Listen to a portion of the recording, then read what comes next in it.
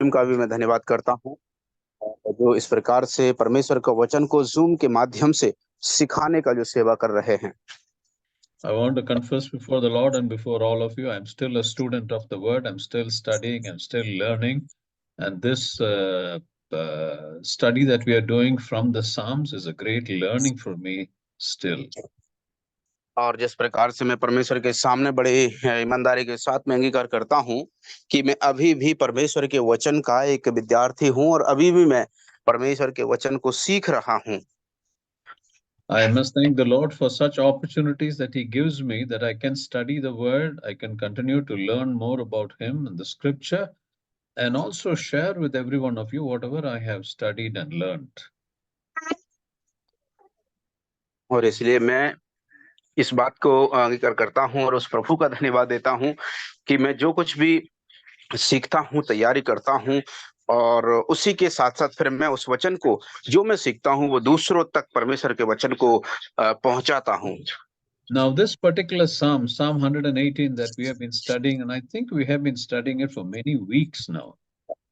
और मैं ऐसा सोचता हूँ कि जो ये जो भजनों के माध्यम से जो हमारा अध्ययन है, इसको हम लोग काफ़ी समय से करते चले आ रहे हैं। मैं ऐसा सोचता हूँ कि शायद कई हफ्ते बीत चुके हैं। We will, God willing, try to conclude the study of Psalm 118 today. और परमेश्वर की इच्छा मैं ऐसी उम्मीद करता हूँ कि आज भजन संहिता 118 का ये जो अध्ययन है, आज हम लोग समाप्त करने की कोशिश करेंगे। So we'll begin our study by reading a very familiar verse from Psalm 118, which is verse 22. और इसलिए हम अपने अध्ययन को जो है आरंभ करेंगे एक सुपरिचित वचन को पढ़ने के द्वारा, जो भजन संहिता 118 22वीं आयत है। Anyone can read. Those who have Bible, those who are following the Bible. It is not only Deepu has to read, but I would prefer that someone else who are listening, you can unmute and anyone can take it quickly and read. और आप में से यदि कोई भी जो परमेश्वर के वचन को लेकर के बैठे हैं, बाइबल को लेकर के बैठे हैं, और मैं ऐसी अपेक्षा करता हूँ कि दीपू ही नहीं वरन जिस किसी को भी जल्दी से मिल जाता है पढ़ने के लिए वचन, तो जल्दी से पढ़ने में मदद करें, ताकि हमारा समय भी बच जाएगा और हम उस वचन को जो है उपस्थिति में और क्या बड़ी सतर्कता के साथ में जागृत होकर के वचन को सीखें।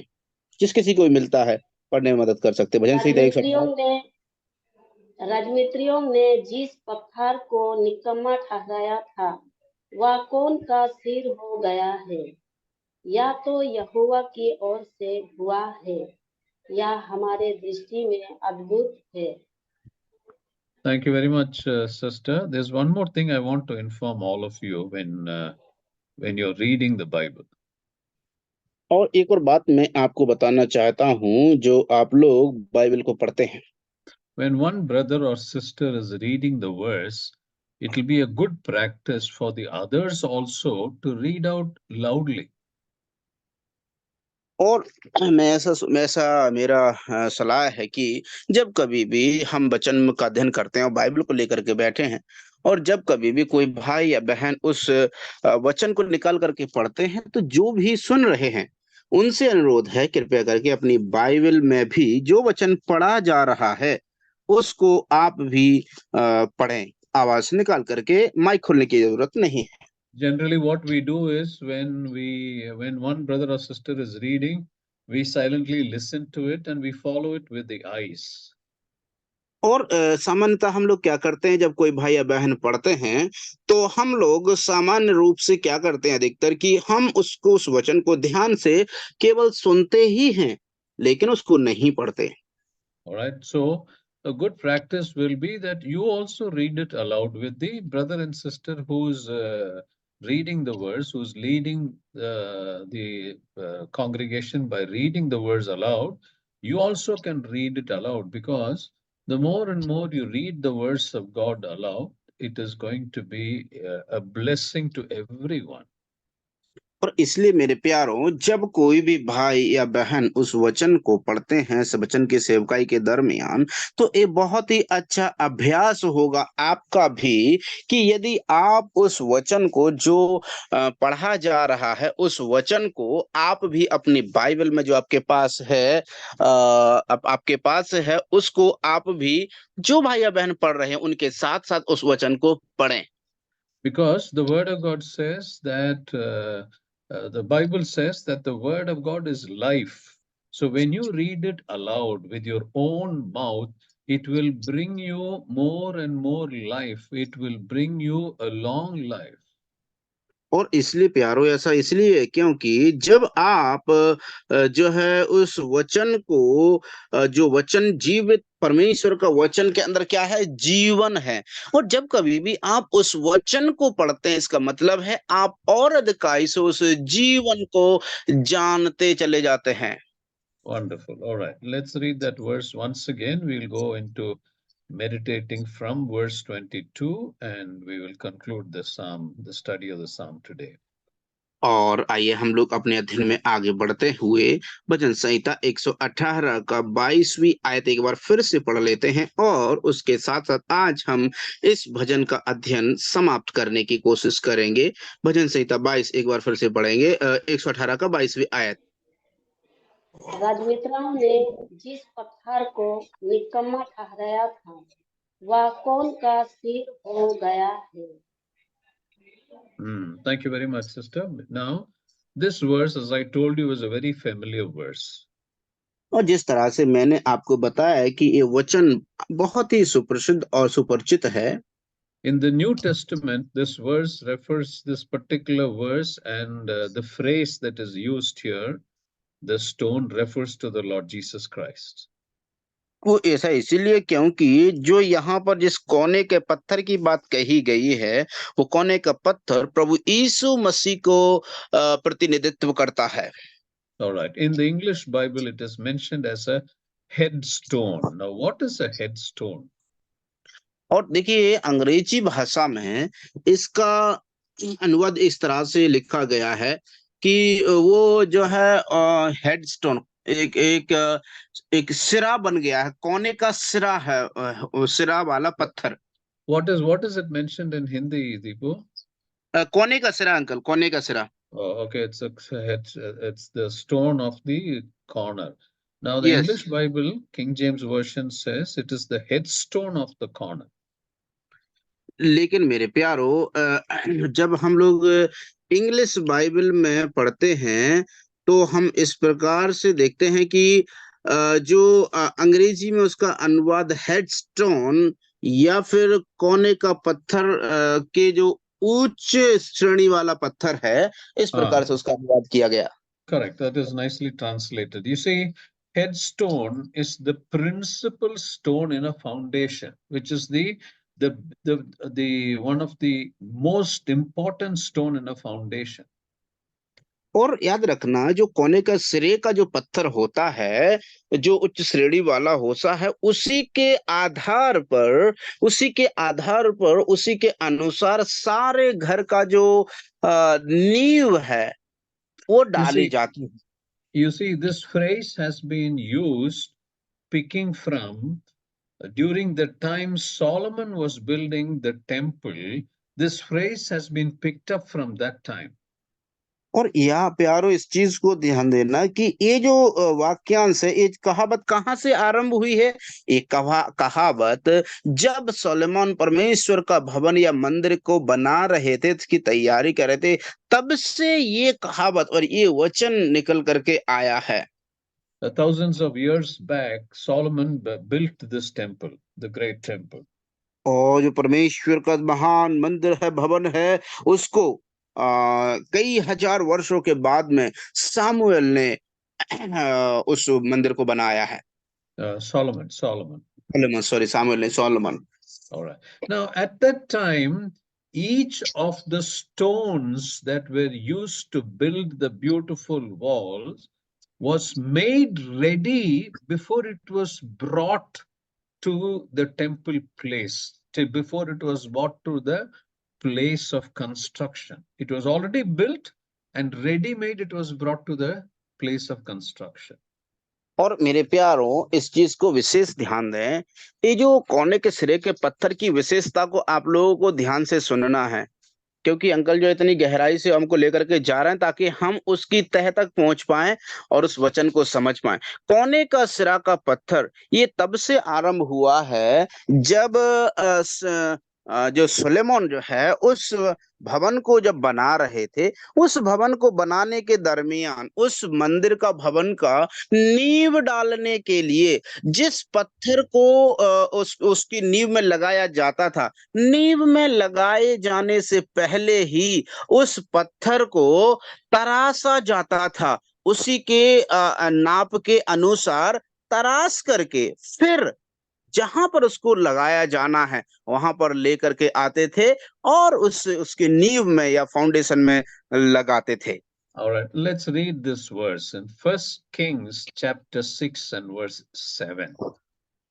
इसलिए आइए हम इस वचन को पढ़ लेते हैं। पहला राजा और उसका 6 अध्याय और 7वीं आयत। 1 Kings chapter 6 and verse 7.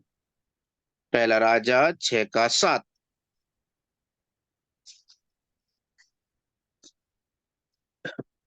बनाते समय भवन ऐसे पत्थरों का बनाया गया जो वहां ले आने से पहले गढ़कर ठीक किए गए थे, और भवन के बनते समय हथौड़े, वसूली या किसी प्रकार के लोहे के औजार का शब्द कभी सुनाई नहीं पड़ा। I hope you listened very carefully. I hope you read this loudly when Deepu was reading the verse.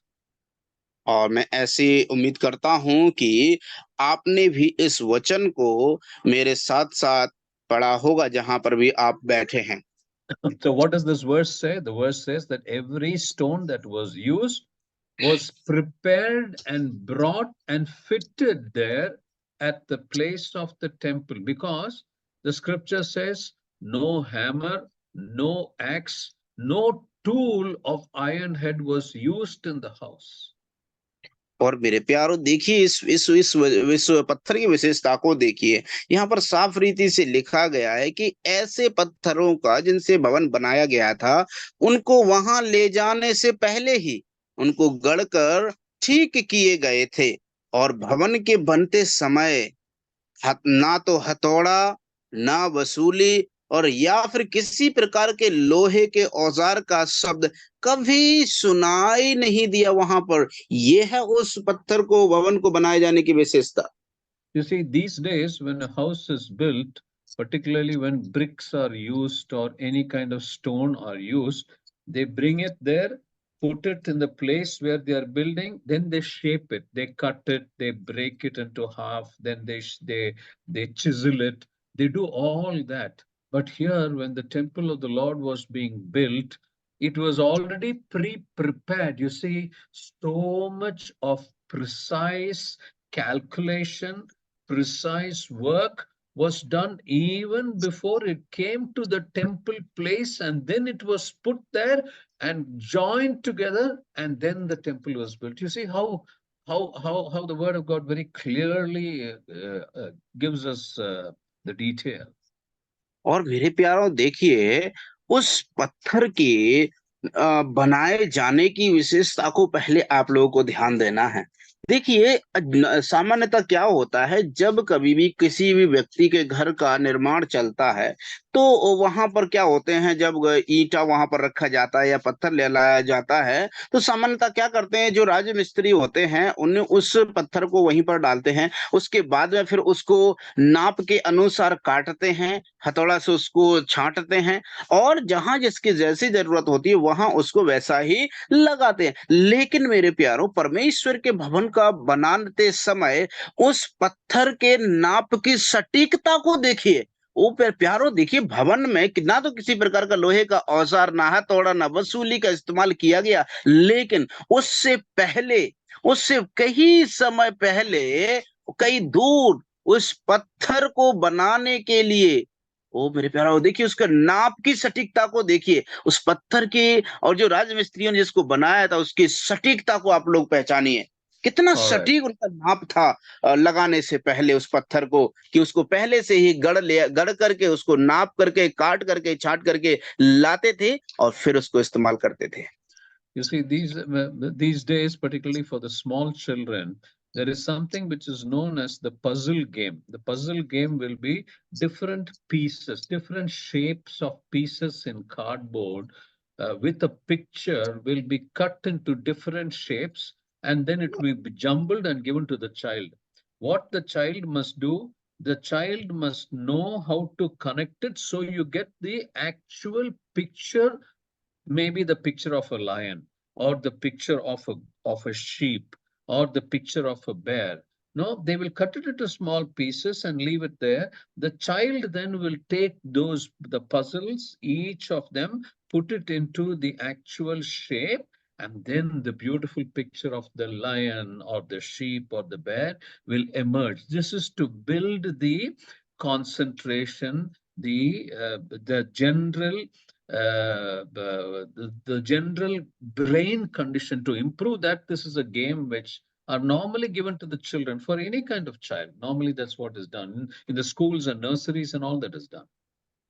और मेरे प्यारो देखिए, स्कूलों में या फिर जो नर्सरी में जहां पर बच्चों को सामान्य रूप से क्या किए जाते हैं, बच्चों को सामान्यतः इस प्रकार के जो खेल हैं या गेम हैं जो दिए जाते हैं, जैसे कि जाना जाता है पजल। पजल क्या होता है मेरे प्यारो? वो एक प्रकार का चित्र होता है जो चौकोर जो ईंट नुमा या फिर जो जो जो ईंट होती है उसके प्रकार के चौकोर प्रकार के उसमें खंबे खाने बने रहते हैं। और बच्चों को क्या करना है कि उनको ऐसी जगह पर फिक्स करना है, लगाना है। उसके बाद में लगाते लगाते बच्चा उसको ध्यान केंद्रित करके उसको जब सही जगह लगाता जाएगा तो क्या होगा, एक अच्छी और सटीक एक जो चित्र है जो उसका तैयारी वो कर रहा है उसको मिल पाएगा। That actually is called the jigsaw. It's called the jigsaw puzzle. और वो जिगसॉ पजल कहलाता है। All right. Now, history says that when this temple was being built, there was one stone which did not fit the others. So, you know what the builders did? The builders moved that stone out of the way and kept it aside. और सामान्यतः उन दिनों में क्या होता था कि जो भी पत्थर जिसको वो लाए गए, अगर वो उपयोग में नहीं आता था, जो जो राजमिस्त्री हुआ करते थे, वो उस पत्थर को क्या करते थे, एक तरफ रख देते थे। This particular stone, I'm giving you the explanation about headstone.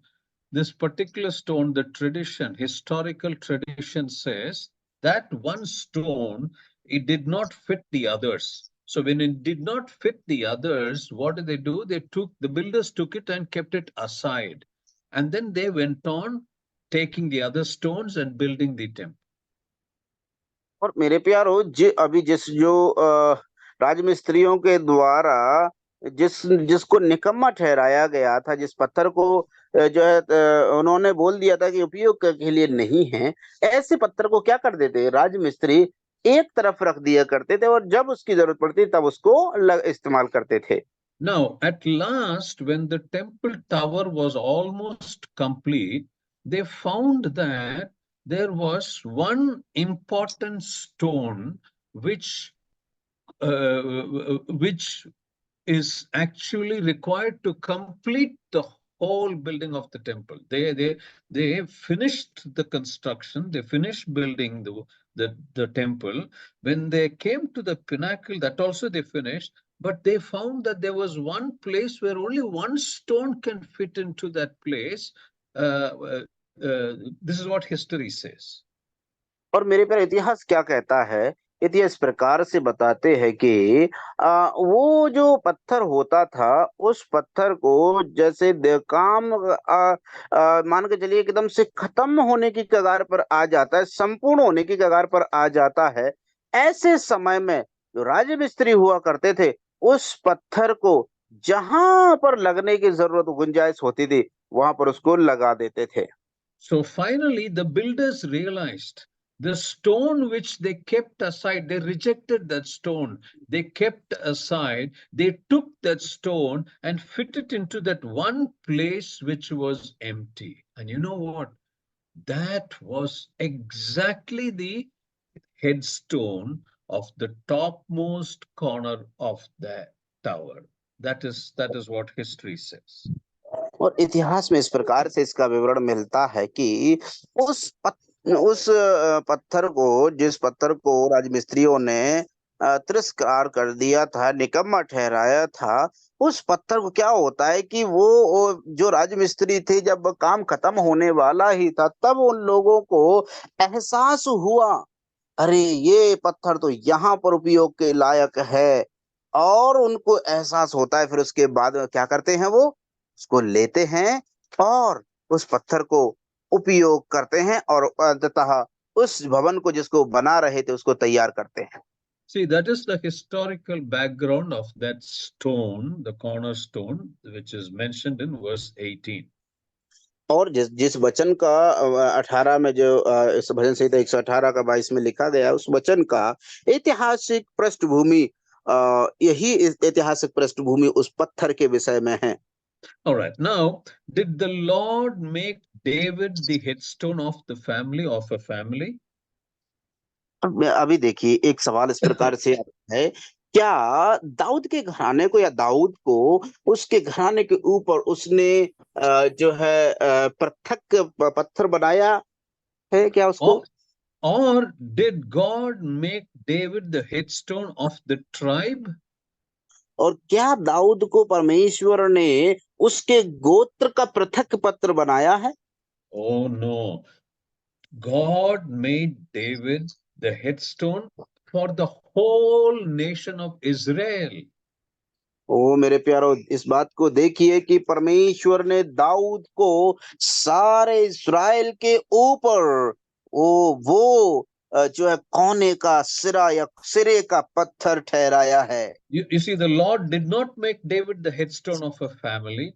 The Lord did not make David the headstone of a tribe, but the Lord made David the headstone of the whole nation of Israel. और इस बात को आप लोग देखिए कि परमेश्वर ने दाऊद को उसके परिवार का पृथक पत्थर नहीं बनाया, उसके गोत्र का पृथक पत्र नहीं बनाया, लेकिन परमेश्वर यहोवा ने सारे इज़राइल के लिए वो एक कोने का सिरे का पत्थर ठहराया है। If you remember the history which I told you about how David was born and what his father said, at that time his father Jesse said, "My house will be built only by my 7 sons." That is what he categorically mentioned. और मेरे प्यारो, इस चीज को याद रखना, जब हमने दाऊद के पृष्ठभूमि को, उसकी परिस्थिति को बड़ी गहराई से हम लोगों ने सीखा है, उस समय में पता है दाऊद के पिता यिशै ने क्या कहा था। उसका कहना एक ही था, केवल और केवल मेरे जो 7 पुत्र हैं, इन्हीं में से हैं वो लोग जो मेरा घर को, मेरे भवन को बनाएंगे, तैयार करेंगे।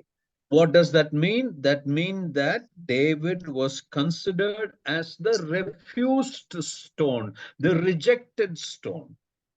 और ऐसे में क्या हुआ, दाऊद को क्या समझा गया? इस परिस्थिति में दाऊद को ऐसा समझा गया था कि निकम्मा और तिरस्कार किया हुआ पत्थर के समान दाऊद को समझा गया। But this refused stone, David, became the headstone or the most important stone or the fundamental stone of the whole nation of Israel. लेकिन मेरे प्रियो देखिए, इस प्रकार से सारे इज़राइल के लिए, उस घराने के लिए ही नहीं वरन सारे इज़राइल के लिए दाऊद बुनियादी पत्थर बन करके उभरा है, परमेश्वर ने उसको उभारा है। Now listen to me carefully, brothers and sisters. God through the Holy Spirit is speaking to every one of you now. मेरे प्रिय प्यारे भाइयों बहनों, कृपया करके ध्यान से सुनिएगा। प्रभु परमेश्वर अपनी आत्मा के द्वारा आपसे बातें करना चाहते हैं और बातें कर रहे हैं। Are you like the refused stone in the sight of men? मेरे प्यारो, क्या आप मनुष्यों की दृष्टि में एक तिरस्कार किया हुआ, धिक्कारा हुआ पत्थर के समान हो क्या आप? Have you been rejected by the people of the society? Have you been rejected by the church? Have you been rejected by your family, by your friends? If you have been rejected like David, this message is for you.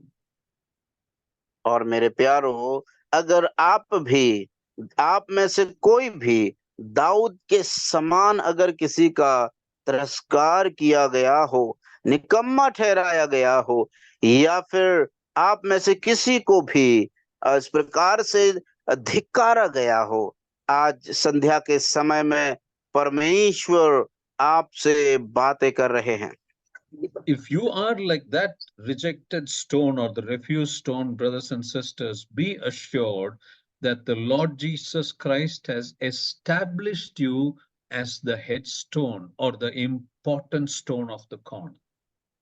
लेकिन याद रखना मेरे प्यारो, उस परमेश्वर ने, भले ही आपको किसी ने तिरस्कार कर दिया हो, लेकिन आप उस परमेश्वर के द्वारा ओ चुना हुआ पत्थर हो, आपको ठहराया है, कोने के सिरे का पत्थर ठहराया है आपको।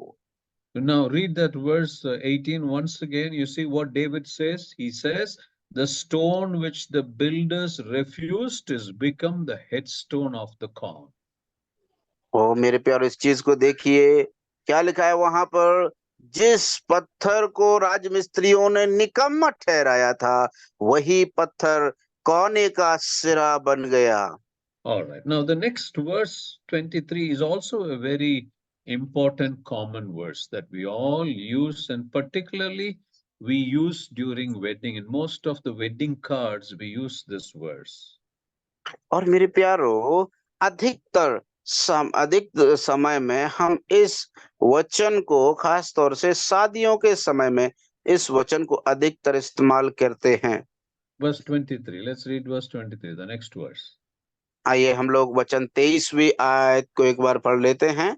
भजन संहिता 118 का 23वीं आयत। या तो यहोवा की ओर से हुआ है, या हमारे दृष्टि में अद्भुत है। Thank you, sister. By whom was all this done? और मेरे प्यारो, ये किसके द्वारा ये सब कुछ किया गया था? The Lord.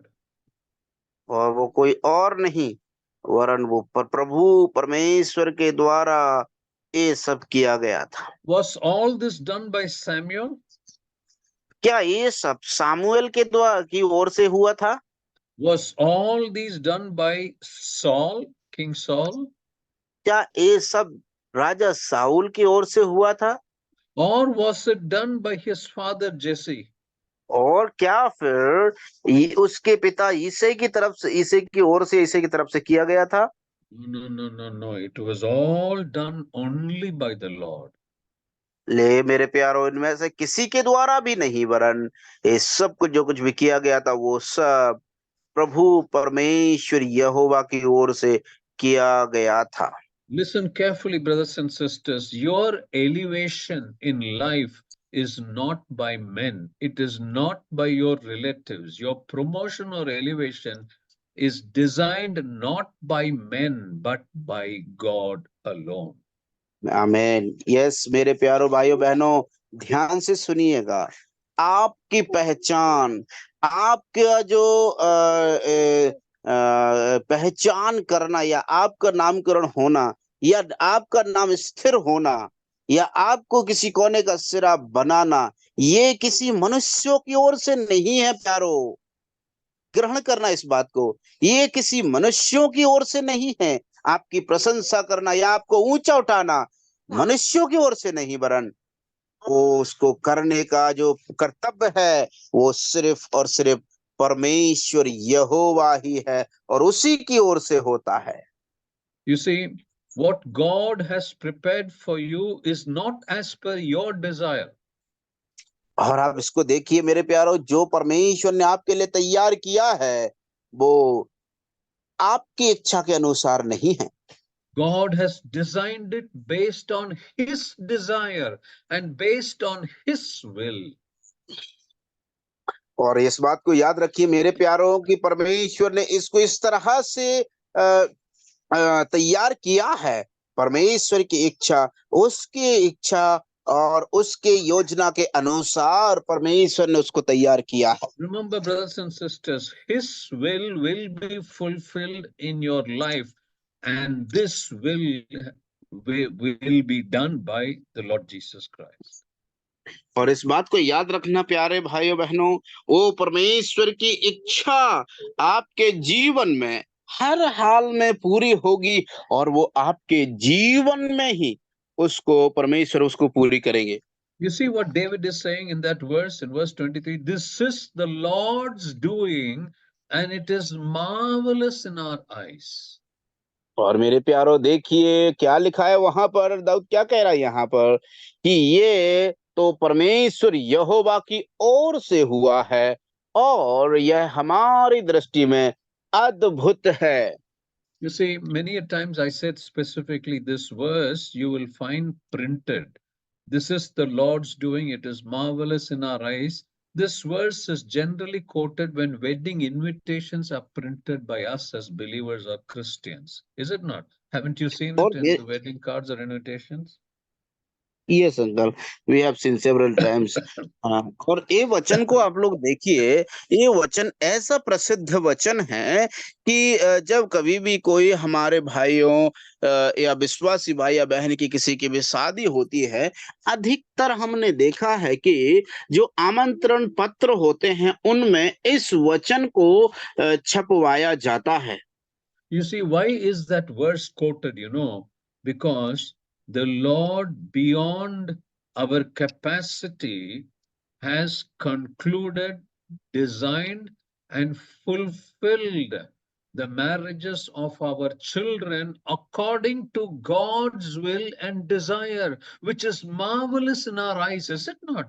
That is what और David is saying. And that is why believers and Christians quote that verse in almost every marriage invitation. You will find that verse. और मेरे प्यारो इस बात को देखिए, इस वचन का मूल अर्थ क्या है, इस वचन का और दाऊद का कहने का मूल तात्पर्य क्या है। इसका मतलब ये है कि ये जो शादी विवाह जो हमारे विश्वासी भाइयों बहन का होता है, उस विवाह को परमेश्वर की योजना के अनुसार, परमेश्वर की इच्छा में और उसकी योजना में इस विवाह का तैयारी किया गया है। और इसको करने वाला कौन है? इसको करने वाला, इस विवाह को तैयारी करने वाला कोई और नहीं है और इसको पूरा करने वाला कोई और नहीं है वरन परमेश्वर यहोवा ही है जो ये सब किया है। और ऐसा करना पता है क्या होता है? हम सब की दृष्टि में, हम सब की नजरों में अद्भुत है। ओ बड़ा ही हमारी दृष्टि में कैसा है? अद्भुत है मेरे प्यारो। It is not only in wedding, because wedding, I gave an example because that came to my mind immediately as I keep thinking. Anything that you feel grateful and thankful to the Lord that He has done great and marvelous things, this verse can always be quoted. If you close your eyes, think back on your Christian experience as to how the Lord has led you in your ministry, in your evangelism, in your family life, in the life of your children, in the society, in the church. If you think back and look at those moments when the Lord has richly blessed you, you will immediately be able to quote this verse that this is the Lord's doing. It is marvelous in our eyes. ओ मेरे प्यारो देखिए कि केवल मैं इस प्रकार से सोच रहा था इसलिए मैंने शादी का ही एक उदाहरण दिया है। लेकिन प्यारो इस शादी के लिए ही केवल शादी के लिए ही नहीं ये वचन दिया गया है, वरन एक बार यदि आप अपनी आंखों को बंद करके एक बार अपने जीवन में अवलोकन करेंगे, एक बार पिछले समय को आप लोग ताकेंगे, एक बार सोच करके देखेंगे, तब आपको एहसास होगा। और जब आप पाओगे कि परमेश्वर ने बड़े बड़े अद्भुत कार्य आपके जीवन में किए हैं और उन लक्ष्य तक परमेश्वर ने आपको पहुंचाया है, और वो आपकी क्षमता के अनुसार नहीं वरन उसकी योजना के अनुसार हुआ है, तब आप उस बात को पहचानेंगे। तब आप इस वचन को जो दाऊद कहता है, ये तो हमारी दृष्टि में अद्भुत है, जब हम पहचान पाएंगे और उस परमेश्वर को क्या करेंगे, धन्यवाद दे पाएंगे। You see, in Hebrew, there is a word known as Pele, P-E-L-E, Pele. और इब्रानी भाषा में एक शब्द, एक वाक्य आता है जो पीले पीले करके है। Now, this word Pele has two meanings. और ये जो शब्द पीले है, इसके दो अर्थ निकलते हैं। One is wonderful and the other is a secret. और इस पीले शब्द का अर्थ निकलता है, एक तो है अद्भुत और दूसरा है रहस्यमय। Now, when Manoah asked the Lord his name, the Lord says wonderful.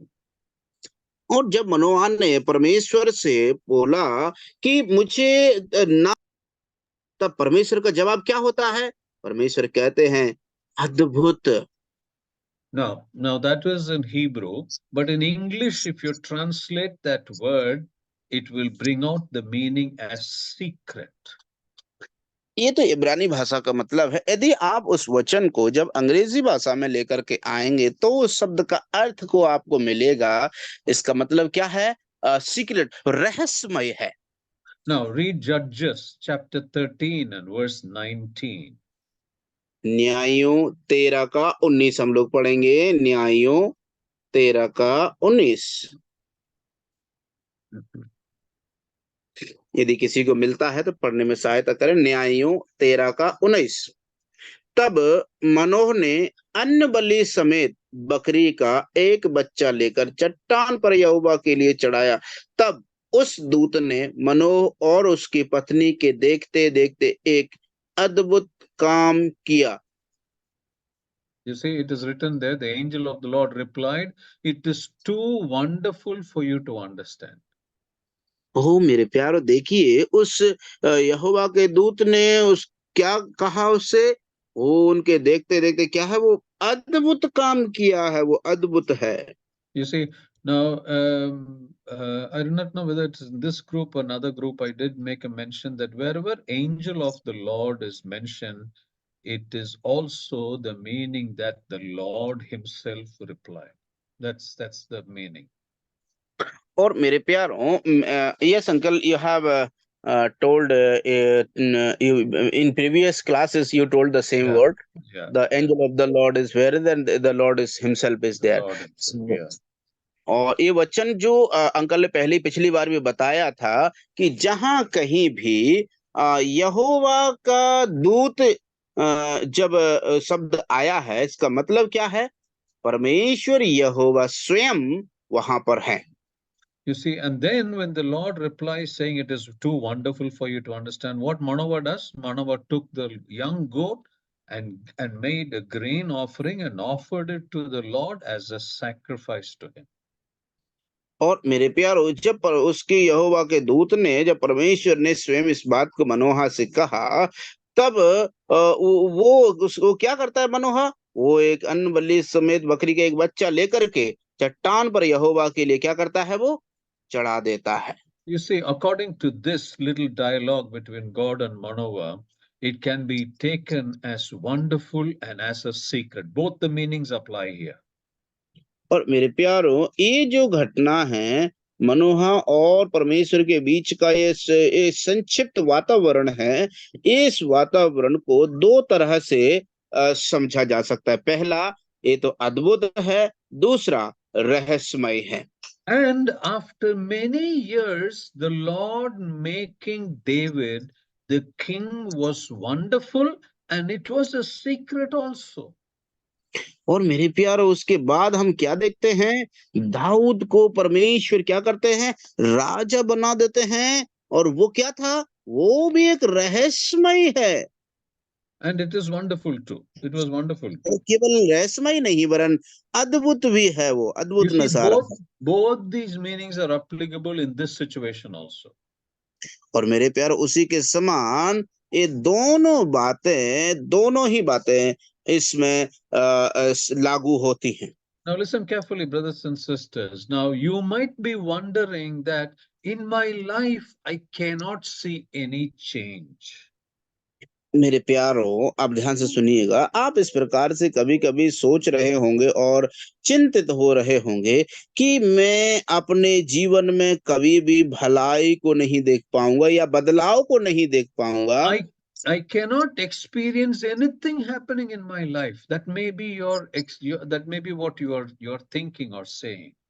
और हो सकता है आप इस प्रकार से सोच रहे होंगे कि मैं इस प्रकार से अपने जीवन भर में कभी भी ऐसा अनुभव नहीं कर पाऊंगा कि मेरे जीवन में कुछ घटित हो रहा है या बदलाव हो रहा है।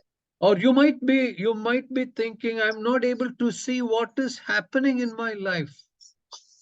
और आप दूसरी तरह से आप लोग ऐसा सोच रहे होंगे कि मेरे जीवन में जो कुछ भी घटित हो रहा है ना तो मैं उसको देख पा रहा हूँ और ना उसका अनुभव कर पा रहा हूँ। But brothers and sisters, the way you're feeling that you're not able to see or experience anything, you know why? Because it is a secret. And at the right time, the Lord will reveal that secret to every one of you. Yes, ओ मेरे प्यारो, इस बात को ध्यान दीजिएगा। आपको पता है कि ये सब बातों को आप क्यों नहीं देख पा रहे हैं, उनका अनुभव क्यों नहीं कर पा रहे हैं, उनको आप क्यों नहीं पहचान पा रहे हैं? वो ऐसा इसीलिए मेरे प्रियो, क्योंकि परमेश्वर ने उसकी इच्छा और योजना के अनुसार उस बात को आपके जीवन में रहस्यमय रखा है और परमेश्वर अपनी इच्छा और योजना के अनुसार उस बात को क्या करेंगे? प्रकट करेंगे। Now, see what Job is saying. Read the book of Job, chapter 29 and verse 4. और मेरे प्यारो, आइए हम लोग अय्यूब की भाषा में सीखते हैं, देखते हैं कि अय्यूब क्या कहता है। अय्यूब 29 का 2 अंकल 4. और चौथा उन अय्यूब के पुस्तक उसका 29 का 4 हम लोग देखेंगे। अय्यूब का 29 का 4, वे तो मेरी जवानी के दिन थे जब परमेश्वर की मित्रता मेरे डेरे पर प्रकट होती थी। So mitrata means secret, huh, Deepo? मित्रता means friendship uncle, friendship. Oh, I see. Because the King James Version says, as I was in the days of my youth, when the secret of God was upon my tabernacle. That is what the English Bible says. The secret of God was upon my tabernacle. Yes uncle, but हाँ, हिंदी में तो इस प्रकार का नहीं है। लेकिन हिंदी में जो लिखा गया है, एक इंग्लिश वर्जन भी मेरे पास है, उसमें लिखा है, O that I were as I was in the ripeness of my days when the friendship of God was on my tent. Oh, I see. That's a different version. The King James Version very clearly says that when the secret of God was upon my tabernacle. और लेकिन ये इस वचन को जो यहाँ पर अनुवाद किया गया है, ये अनुवाद अलग ही अनुवाद है। लेकिन जो किंग जेम्स वर्जन बाइबल में साफ रीति से लिखा गया है कि मेरी जवानी के वे तो मेरी जवानी के दिन थे जब परमेश्वर की जो रहस्यमय होती है ना, वो मेरे डेरे पर क्या होती थी? प्रकट होती थी। प्रकट means it was revealing. Yes, Revealing. Okay. All right. So the interpretation of that verse means, brothers and sisters, in every one of your life and my life, the Lord has hid a secret in our life. और इस वचन का मतलब क्या है मेरे प्यारो? इस वचन का मतलब ये है कि मेरे और आपके जीवन से परमेश्वर ने कुछ ना कुछ बातें इस प्रकार से रहस्यमय रखी हैं जो प्रकट नहीं है। And at the right time it will be revealed.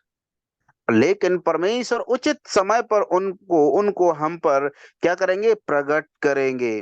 All right. Now the next verse, verse 24, is also another famous verse that we quote quite often. और उसके बाद में जो अगला वचन है 118 का 24वां आयत, उस वचन को भी हम लोग अधिक समय में इसको क्या करते हैं, लेते हैं, देखते हैं। वो वचन कौन सा है? 24वां। आज वह दिन है जो यहोवा ने बनाया है, हम इसमें मगन और आनंदित हों।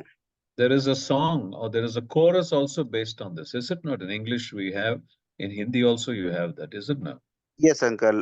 और हम इस वचन के आधार पर एक गीत भी है जिसको हम अधिक समय में गाते हैं, और जो गीत बहुत ही प्रसिद्ध है और प्रचलित है। Now listen to this. You see, the Lord had made a day for David in his life. इस बात को ध्यान से सुनिएगा कि परमेश्वर यहोवा ने दाऊद को एक दिन इस प्रकार से बनाया है। We all know from the historical background that I gave you how much of discouragement, how many trials David went through in his life, even before he was born, until this very moment he writes this Psalm 118.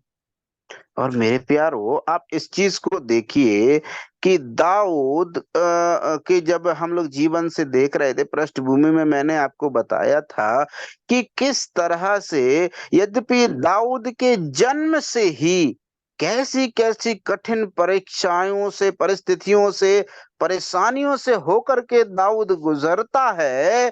कब तक? जब तक वो भजन संहिता 118 की रचना कर रहा है, तब तक की बातों को दाऊद इस प्रकार से कहता है। You see, until the time that David was singing Psalm 118, David had lived a very, very ordinary and a very trial-filled life until that time he lived that. और मेरे प्यारो, हम देखते हैं कि इस समय तक, जब तक दाऊद अपने जीवन को जी रहा था, उसका जीवन जोखिम और परीक्षाओं से भरा हुआ था। But the Lord, in order to lift up David, the Lord had prepared a day. लेकिन मेरे प्यारो, इस चीज को ध्यान दीजिए कि वो दाऊद को उठाने के लिए परमेश्वर ने एक दिन ठहराया था। The Holy Spirit is speaking to you and me and telling all of us this evening, beloved, be rest assured that the Lord has prepared a day for each one of us. Yes मेरे प्यारो, बड़े धीरजता के साथ में कान लगा करके सुनिएगा। इस चीज को आप सुनिश्चित करें, आपके जीवन में कैसी भी परिस्थितियां क्यों ना हो, परमेश्वर ने एक दिन ठहराया है, आज का दिन ठहराया है, वो आपके जीवन में, जिसको परमेश्वर यहोवा प्रकट करेगा। All right, let's read verse 25 in Psalm 118. आइए हम वचन 25वां पढ़ लेते हैं। हे यहोवा, विनती सुन, उद्धार कर। हे यहोवा, विनती सुन, सफलता दे। You see, save now in Hebrew, because as I told you, the Old Testament was written in the Hebrew language. Now in Hebrew, save now is translated as, you know what? Hosanna. और मेरे प्यारो, जो हे यहोवा उद्धार कर, इस शब्द को इब्रानी भाषा में किस प्रकार से लिखा गया है? होसना। होसना का मतलब जय जयकार या प्रशंसा करना, स्तुति करना। You see, so save now in English or in Hindi, save now in Hebrew means Hosanna. और मेरे प्यारो, जो अंग्रेजी भाषा में सेवना मतलब हे यहोवा उद्धार कर, इस बात को है, लेकिन इब्रानी भाषा में होसना इस शब्द का इस्तेमाल किया गया है। Let's read also the next verse 26. वचन 26 भी इसके साथ पढ़ लेते हैं। वो धन्य हुआ जो यहोवा के नाम से आता है, हमने तुमको यहोवा के घर से आशीर्वाद दिया है। You see, if you read both the verses together, 25 and 26, it says, Hosanna, save now. You know, Hosanna blessed be he that cometh in the name of the Lord. You see, if you combine both the verses 25 and 26, save now, and verse 26, blessed be he, it means, Hosanna, blessed be he that cometh in the name of the Lord. और मेरे प्यारो इस चीज को ध्यान से सुनिएगा, ये जो वचन, जब हम दोनों वचन को एक साथ मिला करके पढ़ते हैं, तो यहाँ पर दोनों शब्द को मिला करके जब हम पढ़ेंगे कि हे यहोवा सुन विनती, सुन उद्धार कर, और वचन 26 एक साथ मिलकर के पढ़ते हैं कि धन्य है वह जो यहोवा के नाम से, इसका मतलब है होसना, धन्य है वह जो यहोवा के नाम से आता है। All right. Now, in the New Testament, where do you think the word Hosanna comes? और मेरे प्यारो नए नियम में आप कहाँ पर पाते हैं जो सब, जहां पर शब्द होसन्ना इस्तेमाल किया गया है? It's a very common thing that most of us should know. और ये जो बहुत ही सामान्य सी बात है जिसको हम में से सबको जानना उचित है और जानना चाहिए। Where was the word Hosanna used? कहाँ पर ये होसन्ना शब्द इस्तेमाल किया गया था? किसी को भी उत्तर मालूम है तो कृपया करके माइक खोल करके बताएं। Anyone? जब कोई जब प्रभु का स्वागत किया था ना, और जब बिल्कुल सामरी प्रदेश में। बिल्कुल सही, बिल्कुल सही। You see, this was mentioned when the Lord Jesus Christ came on a donkey entering Jerusalem. और याद, बहुत बहुत धन्यवाद, आपने बहुत अच्छा जवाब दिया। आपको याद रखना है कि ये जो होसन्ना शब्द का इस्तेमाल कहाँ और कब इस्तेमाल किया गया था?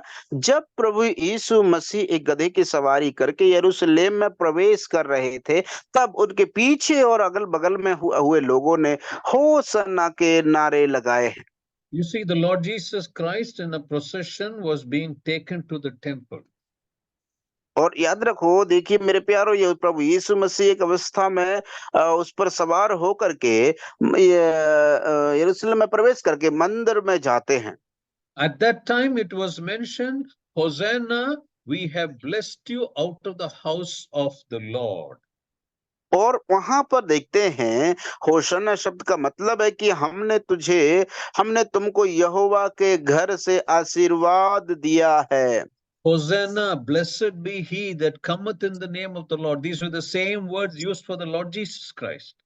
और मेरे प्यारो, होसन्ना, धन्य है वह जो यहोवा के नाम से आता है, वही शब्द प्रभु यीशु मसीह के लिए भी इस्तेमाल किया गया है। And these words were also used in the life of David.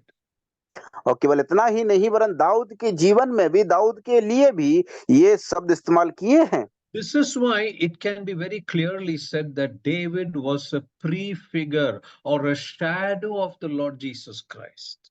इसलिए मेरे प्यारो, हम बड़े आसानी से इस बात को कहा जा सकता है कि यीशु मसीह का प्रतिरूप और उसके प्रकट होने से पहले प्रतिछाया दाऊद को माना जा सकता है। Most of the things that happen in the life of Jesus Christ happen in the life of David also. और अधिकतर कार्य और ऐसी बातें जो दाऊद के जीवन में घटित हुई हैं, वो बातें प्रभु यीशु मसीह के जीवन में भी घटित हुई थी। उनमें से बहुत सी बातें दाऊद के जीवन में भी उसी के समान घटित हुई हैं। You see, now in the second half of verse 26 says, we have blessed you out of the house of the Lord. और इस बात को देखिए कि उसी वचन का 26 का आखिरी भाग कहता है, हमने तुमको यहोवा के घर से आशीर्वाद दिया है। This is what the people of Israel are blessing David. और मेरे प्यारो, यहाँ पर देखिए कि यही वो इज़राइल के घराने के लोग हैं जो दाऊद से कह रहे हैं कि हमने तुमको यहोवा के घर से क्या दिया है? आशीर्वाद दिया है। Wonderful. Now let's read verse 27, Psalm 118, verse 27. 27वें आयत को हम लोग पढ़ लेते हैं। यहोवा परमेश्वर है और उसने हमको प्रकाश दिया है, यज्ञ पशु को वेदी के सींगों से, रस्सियों से बांधो। You see, David was hiding in the desert, wilderness, and the highlands for many years. आप इस बात को ध्यान देना कि दाऊद जो है कई सालों तक अपने आप को वादियों में, झाड़ियों में और जंगलों में छिपाए रखा। But the Lord had prepared a day in the life of David for the light to shine upon him. लेकिन मेरे प्यारो, इस बात को याद रखना कि परमेश्वर यहोवा ने एक दिन दाऊद के जीवन में ठहराया था कि उस पर वो सूर्य और प्रकाश उस पर चमकाएगा। Now listen very carefully. Now we do not have to put any effort to make our lights shine. The Lord makes our light to shine. Remember that always. और इस बात को याद रखना मेरे प्रियो, हमारे जीवन में परमेश्वर अपने प्रकाश को जो उसने तैयार किया है, योजना बना, उसी को हमारे जीवन में चमकाते हैं। Now read Genesis chapter 12 and verse 2. उत्पत्ति 12 का 2 हम लोग पढ़ लेते हैं। 12 See, का 2। The Lord gave Abraham a promise. और यहाँ पर हम लोग क्या देखते हैं? परमेश्वर यहोवा ने अब्राहम से वादा किया। Let's read that verse. 12 का 2, और मैं तुझसे एक बड़ी जाति बनाऊंगा और तुझे आशीष दूंगा और तेरा नाम महान करूंगा और तू आशीष का मूल पिता होगा, आशीष का मूल होगा। You see, the Lord God, Jehovah told Abraham, I will make you famous. I will make you a nation. I will make you famous. यहाँ पर हम लोग क्या देखते हैं कि परमेश्वर यहोवा कहते हैं कि मैं तुझे आशीष दूंगा। Similarly, the Holy Spirit is speaking to you and me, brothers and sisters, saying that you continue to do whatever ministry, whatever work the Lord has given you. In the Lord's day, the Lord is going to make you famous. और मेरे प्यारो, यही बात आज परमेश्वर यहोवा आपसे और मुझसे भी कर रहे हैं। आपको और मुझे धीरज के साथ में प्रतीक्षा करना है और जो भी कार्य, जो भी सेवा प्रभु ने आपको दी है, विश्वास योग्यता के साथ बड़ी ईमानदारी से प्रभु का महिमान करके उसको करते रहिए। प्रभु ने आपके लिए एक दिन ठहराया है, प्रतिज्ञाबद्ध है प्रभु, जरूर एक बार वो आपको आशीष में बनाएगा और आपको लोगों के बीच में प्रसिद्ध करेगा। You see, in verse 27, now David is saying, till now, not even one sacrifice has been offered on my behalf. This is David's confession. So he's telling the congregation, till now, in verse 27, till now, not even one sacrifice has been offered on my behalf. Now, for the first time, let one sacrifice be offered on my behalf. That is verse 27. और मेरे प्यारो, वचन 27वां क्या कहता है? दाऊद इस चीज को उनको सुनिश्चित करवा देना चाहता है। वो कहता है कि देखिए, अभी तक मेरे प्रतिपक्ष में मेरे द्वारा किसी भी प्रकार का बलिदान यहोवा के लिए नहीं किया गया है। इसीलिए आज का वो दिन है और यह वो समय है जब एक यज्ञ पशु को, एक जानवर को यहोवा की वेदी पर बलिदान किया जाना चाहिए मेरी ओर से। Wonderful. Let's read verse 28. Psalm आइए 118, verse 28. 28वीं आयत को पढ़ेंगे। हे यहोवा, तू मेरा परमेश्वर है, मैं तेरा धन्यवाद करूंगा। तू मेरा परमेश्वर है, मैं तुझको सराहूंगा। You see, David is looking at God in front of the whole congregation and he's telling God, you are my God, I will praise you. You are my God, I will exalt you. और मेरे प्यारों, हम यहाँ पर क्या देखते हैं? दाऊद राजा सारी सभा के सामने, सबके सामने इस चीज को अंगीकार करते हुए वो कहते हैं कि हे यहोवा, तू मेरा परमेश्वर है, मैं तेरा धन्यवाद करूंगा। तू मेरा परमेश्वर है, इसलिए मैं तुझे सराहूंगा। All right, let's read the last verse, verse 29. आइए हम लोग आखिरी आयत को पढ़ लेते हैं, वचन 29। यहोवा का धन्यवाद करो क्योंकि वह भला है और उसकी करुणा सदा बनी रहेगी। Amen. You see, this is the psalm which David sang after he was humiliated, after he was put down by everyone, after he went through so much of shame, lot of troubles. no one would have gone through as much troubles as David in his life. After all that, when the Lord lifted him, look at these 29 verses, how beautifully David sings them. ओ मेरे प्यारो, इस चीज को याद रखिए, देखिए जरा ध्यान लगा करके, दाऊद के जीवन में कितनी धिक्कार और तिरस्कृत और अपमानजनक परिस्थितियां आई, दुख, संकट और क्लेश उसके जीवन में बहुतायत के साथ में पड़े, कई परीक्षाएं, कई त्रासदी से होकर के दाऊद गुजरता है, लेकिन जब परमेश्वर का प्रकाश उस पर चमकता है, तब देखिए मेरे प्यारो, इन अद्भुत 29 वचनों को जो भजन संहिता 118 के हैं, उनको लिखता है। उन पर ध्यान दीजिए मेरे प्रियो, कितनी अद्भुत बातों को, कितनी महान और सराहनीय और प्रशंसनीय बातों को इस वचनों में 29 आयतों में हमने देखा है, जो दाऊद लिखता है, कहता है परमेश्वर को। So how did you like the study of Psalm 118? और इसलिए अभी मेरा सवाल है कि आप कैसे भजन संहिता 118 का अध्ययन पसंद करते हैं? Hope you understood the introduction or the history to Psalm 118. और मैं ऐसा उम्मीद करता हूं कि आप भजन संहिता 118 का पृष्ठभूमि और उसका अर्थ को आप लोग समझ गए होंगे।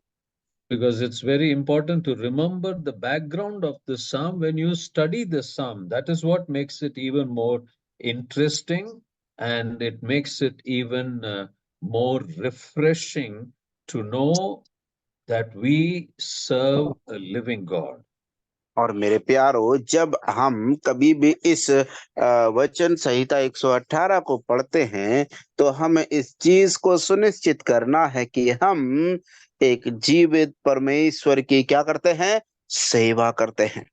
I hope you remember everything that I mentioned about the background of the psalm. Although it's been a long study, the psalm was a long study, but I hope you remember everything that was explained to you in detail. और मैं ऐसा उम्मीद करता हूं कि आप सबने जो भजन संहिता 118 का पृष्ठभूमि था, उसको आप याद किए होंगे। यद्यपि इस भजन का जो अध्ययन रहा, बड़ा लंबा अध्ययन चला। All right, God willing, we have concluded now the study of Psalm 118. God willing, next week we'll consider another psalm. और आज प्रभु की दया से हमने भजन संहिता 118 का अध्ययन को समाप्त कर दिया है। परमेश्वर की इच्छा हुई तो हम अगले हफ्ते में दूसरे भजन का अध्ययन आरंभ करेंगे। God bless you all, and thank you very much, Deepu, for being available for a nice translation. God bless you all. Thank you very much. Thank you so much, uncle.